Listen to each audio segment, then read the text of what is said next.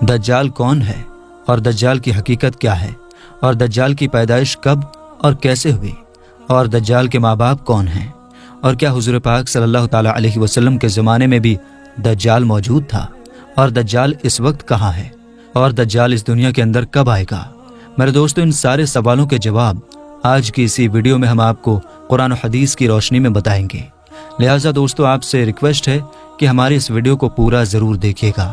دوستو، حضور پاک صلی اللہ تعالیٰ علیہ وسلم نے ارشاد فرمایا کہ قیامت اس وقت تک نہیں آئے گی جب تک دجال اس دنیا میں نہیں آ جاتا۔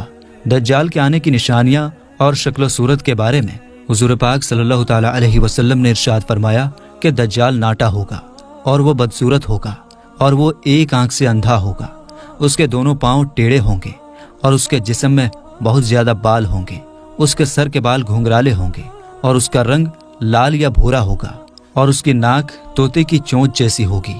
اور دجال کی سب سے صاف نشانی یہ ہوگی کہ اس کے ماتھے پر کافر لکھا ہوگا، جس کو ہر مسلمان پڑھ لے گا، چاہے وہ پڑھا لکھا ہو یا ان پڑھ ہو، لیکن کافر اور فاسق اس کو نہ پڑھ سکیں گے۔ میرے دوستو، دجال جب اس دنیا کے اندر آئے گا تو لوگوں کے سامنے نیک اور پرہیزگار بن کر رہے گا، تاکہ لوگ زیادہ سے زیادہ اس کی بات مانیں، لیکن اندر سے یہ کافروں کی طرح ظالم ہوگا۔ دجال سب سے پہلے نبی ہونے کا دعویٰ کرے گا۔ جب اس کے ماننے والے بہت زیادہ ہو جائیں گے تو یہ خدائی کا دعویٰ کرے گا۔ دجال ایک بہت بڑی سواری پر سوار ہو کر پوری زمین میں چکر لگائے گا۔ وہ سواری اتنی بڑی ہوگی کہ اس کی دونوں آنکھوں کے بیچ کی دوری لگ بھگ 120 فٹ ہوگی۔ میرے دوستو، دجال کے پاس بہت زیادہ طاقت اور مال و دولت اور خزانے ہوں گے۔ اس پوری زمین کی زیادہ تر نہروں پر دجال کا قبضہ ہوگا۔ اس کی اجازت کے بغیر کوئی بھی پانی نہ پی سکے گا۔ یہ لوگوں کو بہکانے کے لیے طرح طرح کی چیزیں دکھائے گا۔ یا آسمان کو حکم دے گا تو وہ بارش برسائے گا، اور زمین کو حکم دے گا تو وہ طرح طرح کی چیزیں اگائے گی، جیسے پیڑ پودے، سبزیاں وغیرہ۔ اس وقت دجال اپنے آپ کو خدا کہے گا۔ جو لوگ اس کے ماننے والے بن جائیں گے تو دجال ان کو مالا مال کر دے گا، اور وہ عیش کی زندگی گزاریں گے۔ اور جو لوگ دجال کو خدا ماننے سے انکار کر دیں گے تو دجال ان کو قتل کر دے گا۔ میرے دوستو، دجال بجلی کی رفتار سے بھی زیادہ تیزی کے ساتھ زمین پر گھومے گا، اور وہ دنیا کے ہر کونے میں جائے گا۔ اس وقت سارے دنیا کے کافر اور اسرائیلی لوگ دجال کا ساتھ دیں گے، یعنی سپورٹ کریں گے، اور اس کے گروپ میں مل جائیں گے، یعنی اس کے گروپ کو جوائن کر لیں گے۔ لیکن جو سچا مسلمان ہوگا وہ اس کو پہچان لے گا، اور وہ اس کو خدا ماننے سے انکار کر دے گا۔ دجال پوری زمین پر دنگا فساد کرنے کے بعد مکہ اور مدینہ کی طرف جائے گا۔ جب یہ مکہ میں گھسنے کی کوشش کرے گا تو اس کو مکہ میں گھسنے سے روک دیا جائے گا، اور پھر یہ مکہ سے ذلیل و رسوا ہو کر مدینے کی طرف جائے گا۔ اس وقت مدینہ منورہ کے 7 دروازے ہوں گے، اور ہر ایک دروازے پر اللہ تبارک و تعالیٰ ایک ایک فرشتے کی ڈیوٹی لگا دے گا، جو اس کو مدینہ میں گھسنے نہیں دیں گے۔ اور پھر اس طرح دجال مکہ اور مدینہ کے باہر کھڑا ہو کر ایک ڈراؤنی آواز نکالے گا۔ اس وقت مکہ اور مدینہ کے اندر جو لوگ بے ایمان ہوں گے وہ یہ آواز سن کر مکہ اور مدینہ سے باہر نکل آئیں گے، اور دجال کے گروپ میں مل جائیں گے۔ دوستو، دجال 40 دن تک اس دنیا کے اندر رہے گا، اور آخرکار حضرت امام مہدی علیہ السلام اور حضرت عیسیٰ علیہ السلام کے ساتھ اس کا مقابلہ ہوگا۔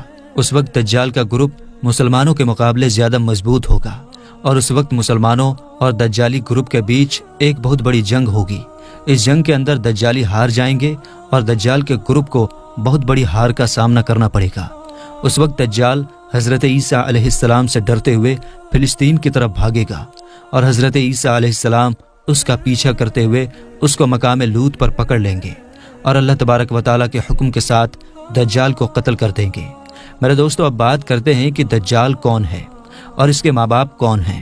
میرے دوستو، دجال کی پیدائش کے بارے میں الگ الگ روایات ملتی ہیں، جیسا کہ رسول پاک صلی اللہ تعالیٰ علیہ وسلم کے زمانے کی بات ہے کہ جب مسلمان مکہ سے مدینہ کی طرف ہجرت کر رہے تھے، یعنی جا رہے تھے، تو انہی دنوں میں مدینہ کے اندر ایک یہودی عورت نے ایک بچے کو جنم دیا جو پیدائشی کانا تھا۔ یہ بچہ پیدائش کے حساب سے عجیب تھا۔ بچپن میں یہ مدینے کے اندر بچوں کے ساتھ کھیلا کرتا تھا، لیکن دھیرے دھیرے یہ بچہ مشہور ہونے لگا، اور اس نے مدینے کے اندر اپنے اوپر وحی آنے کا دعویٰ کر دیا، اور یہ بچہ لوگوں سے عجیب طرح کی باتیں کرنے لگا۔ جب اس کی ماں کو اس بات کا پتہ چلا تو اس کی ماں حضور پاک صلی اللہ تعالیٰ علیہ وسلم کے پاس آئی اور اپنے بیٹے کا سارا حال حضور پاک صلی اللہ تعالیٰ علیہ وسلم کو بتایا، اور اس بچے کی ماں حضور پاک صلی اللہ تعالیٰ علیہ وسلم سے یہ گزارش کرنے لگی کہ آپ اس کے بارے میں پتہ کریں، یعنی جانچ پڑتال کریں کہ یہ کیا کر رہا ہے۔ ایک دن حضور پاک صلی اللہ تعالیٰ علیہ وسلم صحابہ کرام کے ساتھ اس بچے کے بارے میں پتہ کرنے کے لیے اس کے گھر کی طرف تشریف لے جانے لگے تو آپ نے راستے میں اس بچے کو انصاری بچوں کے ساتھ کھیلتے ہوئے دیکھا۔ اس بچے کا نام ابن سیاد تھا۔ اس وقت حضور پاک صلی اللہ تعالیٰ علیہ وسلم کے ساتھ عمر ابن خطاب رضی اللہ تعالیٰ عنہ اور دوسرے صحابہ کرام بھی موجود تھے۔ اس وقت ابن سیاد جوان ہونے کے قریب تھا، لیکن جوان نہیں ہوا تھا۔ حضور پاک صلی اللہ تعالیٰ علیہ وسلم اس کے قریب گئے، لیکن اس کو پتہ نہ چلا تو آپ صلی اللہ تعالیٰ علیہ وسلم نے اس کی کمر پر ایک تھپڑ لگائی اور ابن سیاد سے فرمایا، کیا تم گواہی دیتے ہو کہ میں اللہ کا رسول ہوں؟ تو ابن سیاد نے آپ علیہ السلام کی طرف دیکھا اور کہا کہ میں گواہی دیتا ہوں کہ آپ اللہ کے رسول ہیں۔ پھر ابن سیاد نے حضور پاک صلی اللہ تعالیٰ علیہ وسلم سے کہا کہ کیا آپ گواہی دیتے ہیں کہ میں بھی اللہ کا رسول ہوں؟ تو آپ صلی اللہ تعالیٰ علیہ وسلم نے ابن سیاد کو چھوڑ دیا اور اس کی بات کو کاٹتے ہوئے فرمایا کہ میں اللہ اور اس کے جو رسول ہیں ان سب پر ایمان لایا۔ اس کے بعد نبی پاک صلی اللہ تعالیٰ علیہ وسلم نے ابن سیاد سے پوچھا کہ تو کیا دیکھتا ہے؟ تو ابن سیاد نے کہا کہ میں سمندر پر عرش دیکھتا ہوں۔ تو اس وقت حضور پاک صلی اللہ تعالیٰ علیہ وسلم نے ارشاد فرمایا کہ وہ ابلیس کی چال ہے۔ اس وقت ابن سیاد نے حضور پاک صلی اللہ تعالیٰ علیہ وسلم کو بتایا کہ میرے پاس سچی اور جھوٹی خبریں آتی ہیں۔ یہ بات سن کر آپ صلی اللہ تعالیٰ علیہ وسلم نے فرمایا، پھر تو تیرا معاملہ الٹا ہو گیا۔ اس کے بعد حضور پاک صلی اللہ تعالیٰ علیہ وسلم نے ابن سیاد سے فرمایا کہ میں نے تیرے لیے ایک چھپانے والی چیز چھپائی ہے۔ تو ابن سیاد حضور پاک صلی اللہ تعالیٰ علیہ وسلم سے کہنے لگا کہ آپ نے دل کے اندر جو چیز چھپائی ہے وہ اداخ ہے۔ تو اس پر آپ صلی اللہ تعالیٰ علیہ وسلم نے ارشاد فرمایا کہ ذلیل ہو جا، تیری قدر بڑھ نہیں سکتی۔ اس وقت حضرت عمر رضی اللہ تعالیٰ عنہ نے فرمایا کہ اگر آپ مجھے اجازت دیں تو میں اس کی گردن اڑا دوں۔ اس وقت حضور پاک صلی اللہ تعالیٰ علیہ وسلم نے ارشاد فرمایا کہ اسے چھوڑ دو، اگر یہ رہنے والا ہے تو اسے قتل نہیں کر سکتا، اور اگر یہ جھوٹا ہے تو اسے قتل کرنے میں کوئی فائدہ نہیں۔ میرے دوستو، مدینے کے لوگ ابن سیاد کے بارے میں یہ کہا کرتے تھے کہ کچھ شیطان اس کے پاس آتے تھے جو اس کو عرش الہی کی خبریں دیا کرتے تھے، جبکہ حضور پاک صلی اللہ تعالیٰ علیہ وسلم نے ابن سیاد کے معاملے میں خاموشی اختیار کی ہے، کیونکہ آپ صلی اللہ تعالیٰ علیہ وسلم کے پاس اللہ کا یہ پیغام نہیں آیا کہ ابن سیاد کی حقیقت کیا ہے، جبکہ کچھ لوگ ابن سیاد کو ہی دجال مانتے ہیں، اور کچھ صحابہ اکرام کا خیال بھی یہی تھا۔ اور ایک دوسری روایت میں ملتا ہے کہ حضرت عمر رضی اللہ تعالیٰ عنہ حضور پاک صلی اللہ تعالیٰ علیہ وسلم کے سامنے ابن سیاد کو دجال کہا کرتے تھے، لیکن آپ صلی اللہ تعالیٰ علیہ وسلم نہ ہی اس بات کا اقرار کرتے ہیں اور نہ ہی اس بات کا انکار کرتے ہیں۔ میرے دوستو، ابن سیاد کے اندر ایسی بہت ساری نشانیاں موجود تھیں جو کہ دجال کی نشانیاں تھیں۔ یہی وجہ ہے کہ اس زمانے میں صحابہ اکرام بھی ابن سیاد کو دجال کہا کرتے تھے، اور کچھ مفسرین کا یہ کہنا ہے کہ ابن سیاد ہی وہ شخص ہے جو قیامت کے نزدیک دجال بن کر نکلے گا۔ حضرت ابو سعید خدری رضی اللہ تعالیٰ عنہ بیان کرتے ہیں کہ ابن سیاد مجھ سے کہنے لگا کہ میں دجال کے ماں باپ کو بھی جانتا ہوں اور دجال کو بھی جانتا ہوں۔ تو اس وقت حضرت ابو سعید خدری رضی اللہ تعالیٰ عنہ نے ابن سیاد سے کہا کہ کیا تو اس بات کو پسند کرتا ہے کہ تو ہی دجال ہو؟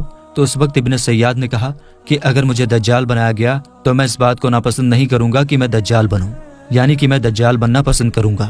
میرے دوستو، کچھ مفسرین کا کہنا ہے کہ ابن سیاد دجال نہیں ہے کیونکہ یہ بعد میں ایمان لے آیا تھا، بلکہ دجال حضرت سلیمان علیہ السلام کے زمانے میں جنات اور انسانوں کے ملاپ سے پیدا ہوا تھا، اور اس کے ماں باپ کو قتل کر دیا گیا تھا، اور دجال کو ایک جزیرے کے اندر قید کر دیا گیا، اور یہ انسان اور جنات کے ملاپ سے پیدا ہونے والا بچہ یعنی دجال آج بھی اسی جزیرے کے اندر قید ہے، اور اس کے ساتھی شیطان اس کو ہر بات کی خبر دیتے ہیں۔ دجال کی پیدائش کے بارے میں حضرت امام زرقانی رحمۃ اللہ تعالیٰ علیہ بیان فرماتے ہیں کہ دجال وہ فساد ہے جس کو